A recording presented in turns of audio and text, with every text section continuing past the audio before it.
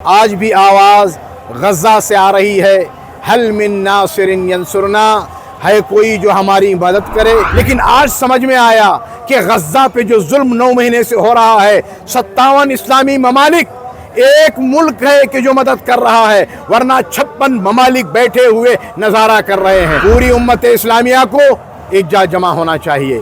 اب افسوس ہے، عربوں کا دین گیا اور غیرت گئی، انسانیت چلی گئی ہے۔ اگر ان میں انسانیت، غیرت نامی کوئی چیز ہوتی تو اتنے دن تک غزہ میں شہید ہونے والے بچوں کی لاشوں پہ وہ اپنا گزارا نہ کرتے۔ یہ پیغام امام حسین ہے کہ کونا للظالم خصما وللمظلوم عونا، ہمیشہ ظالم کے خلاف رہو اور مظلوم کی حمایت کرتے رہو۔ جی سید علی باقر، چیئرمین اہل البیت ایجوکیشنل ویلفیئر ٹرسٹ، بنگلور۔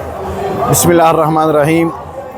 قال الامام الحسین علیہ الصلاۃ والسلام، حل من ناصر ینصرنا، حل من مغیث یغیثنا۔ امام حسین علیہ الصلاۃ والسلام کی آواز روز عاشور، عصر عاشور، ہے کوئی جو ہماری مدد کرے، ہے کوئی جو اہل حرم کی پاسبانی کرے۔ یہ آواز سن 61 ہجری میں کربلا کے لق و دق میدان میں اٹھی، یہ قیامت تک فضا میں گونج رہی ہے۔ اگر ہم میں طاقت ہے تو غور سے سنیں۔ آج بھی آواز غزہ سے آ رہی ہے، حل من ناصر ینصرنا، ہے کوئی جو ہماری مدد کرے۔ غزہ کے 3 ماہ کے بچے، 6 مہینے کے بچے سے لے کر 90 سال کے بزرگ تک کی جو لاشیں جو دکھائی دے رہی ہیں، آج یعنی 1400 سال کے بعد بھی یہ زمانہ نہ رہا۔ کوئی پوچھتے تھے تو کہا جاتا تھا کہ بھئی یہ کیسے ممکن ہے کہ سن 61 ہجری میں اتنی لمبی اسلامی حکومت تھی، اس میں کیا صرف 72 چلے امام حسین کے ساتھ؟ تو لوگ سوال کرتے تھے، کوشچن پیدا ہوتا تھا۔